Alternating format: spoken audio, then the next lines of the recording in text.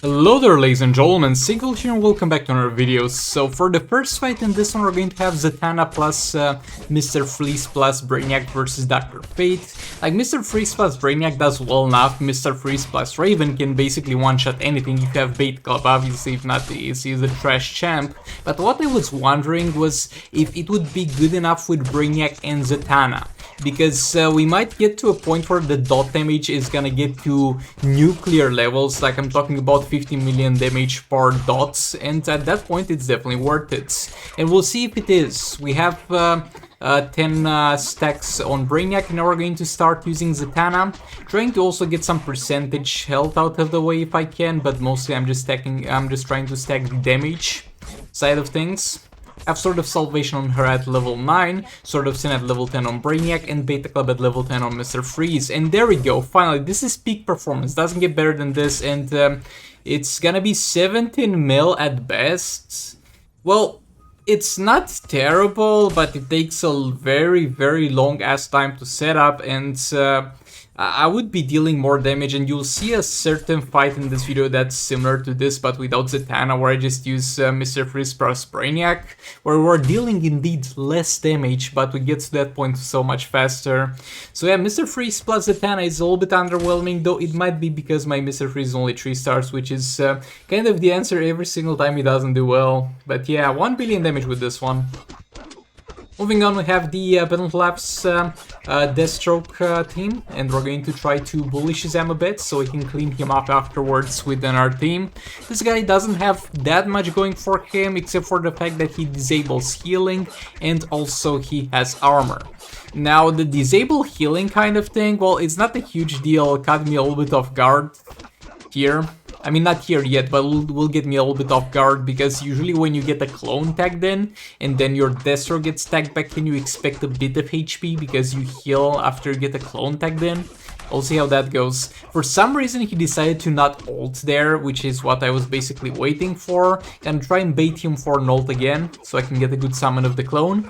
There we go, ult, and the clone is get tagged in. Gonna try to gap close a bit, and our special 2. Another special 2 in there, got him in the corner, and I mess up the combo interruption and get tagged back in with 0 health.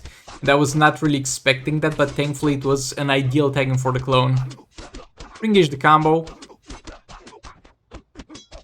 Another swipe down, another swipe down. You can kind of infinite combo them with the Deathstroke swipe down to an extent, because he's got a very fast opener after it. This is what I've been kind of doing with the clone whenever I don't have enough energy to use the special 2. Our special 2 in there, still dealing damage, base Deathstroke back in there for another special 2. That was actually the last one of the base Deathstroke, so maybe I should have stuck in the fight a little bit with the clone. But yeah, moving on to the next one. This is after fight refresh, so this is why Battle Labs is available again. And I'm using him and Kinflan Sakomen versus Enchantress. I can't use Deathstroke here because he's got the special 2 disabled, so he can't deal percentage health damage. But Battle Labs can, like, it's not gonna be ideal, because what we usually do is we use special 1 to get into final form, but here it's not gonna be a possibility. Nevertheless, I have Sword of Salvation on him and Nora Snow Globe on Kinflan Sakomen. I'm trying to deal some percentage health damage with him and then tag King back in there. Enchantress is not the most friendly character to use Battle Labs against, but I think we're done with the percentage health damage finally. Tag him back in for a little bit more power generation, King back in there, third special. Jump attack and our third special, and at this point we're done. We want her to ideally do super move, so we're just gonna spam jump attack until she gets to super move level. She can, if you are not careful with the jump attack and with the timing of it, she can use a special because she can get 3 hits in there. But if you're very careful with the jump attack, you can just do this infinitely. I'm basically doing this just to make sure I have enough energy for third special without actually having to combo interrupt her. And this is something you can definitely do, it works very well. Second clone in there, gonna try to gap close a bit, and yeah, I randomly threw a third special in there, and as it usually happens, she jumped over it. My bad there, that was a huge misplay. But yeah, if you have trouble with Kinflan Sakomen third special with Nora Snow Globe, try with the clones to do block into jump attacks, because they are very successful. You just hold block and then jump attack after the enemy starts hitting you, so to make sure they don't block you. Now with the League of Anarchy here, I'm going to do my best to clean up Enchantress here. Should be no problem. Like, we got our special 2 disabled, but we're just gonna put less of Joker in there to give us some more dot damage, and we're going to use the EPI 3rd special to be able to stun the enemy. It's gonna be so much more convenient for me than it would be for most of you guys, because I have sort of salvation and that helps out with power generation. But I did do this on my secondary account as well at some point. You just replace Joker with either Dr. Fate, Power Girl, or Atrocitus, and you're almost going to be as good as this team in terms of power generation. A little bit more inconvenient and a little bit less damage, but this is definitely doable for everybody.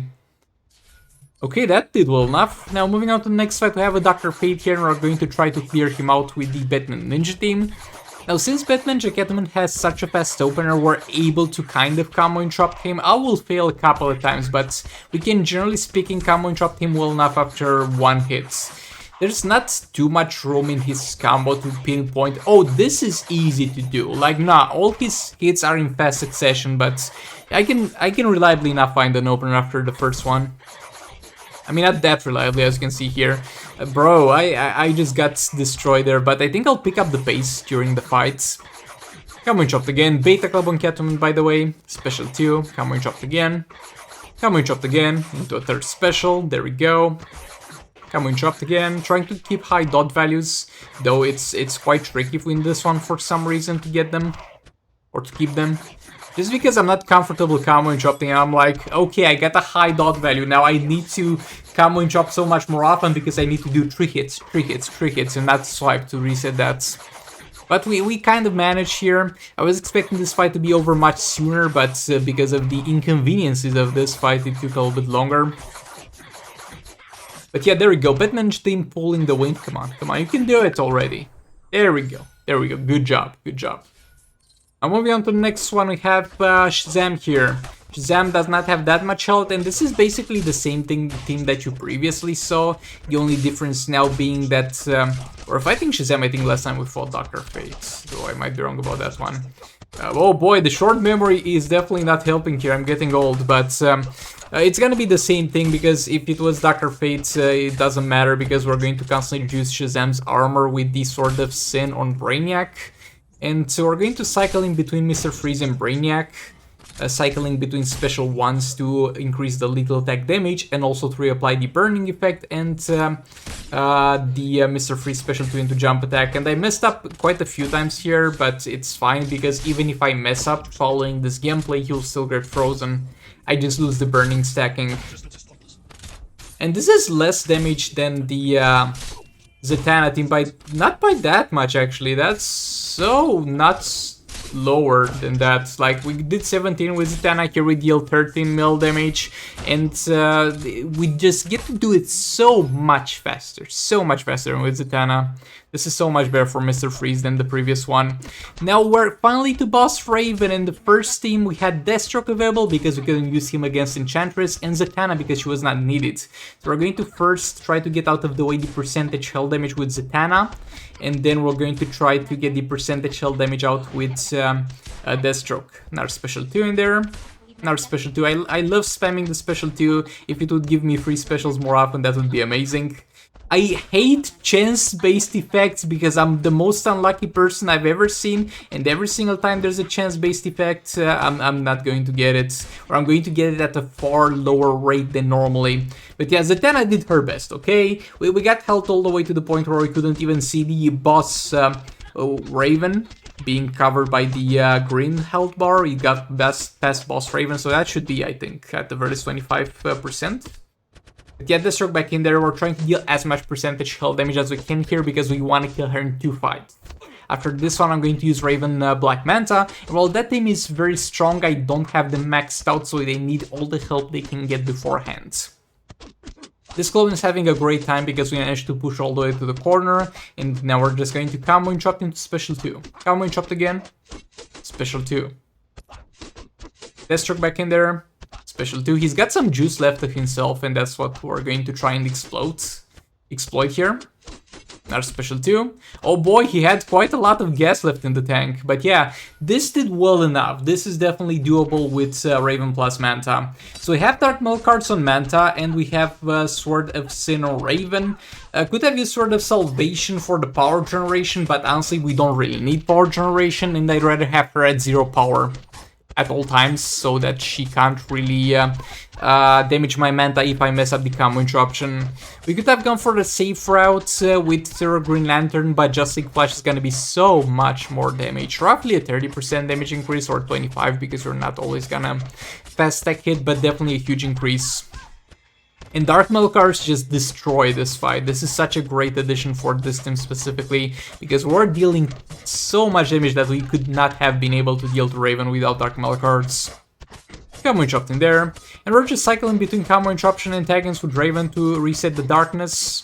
But yeah, in advance, before we get to the rewards, thanks so much for watching. Like the video if you liked it, dislike if you disliked it, and I'll see you all in the next one.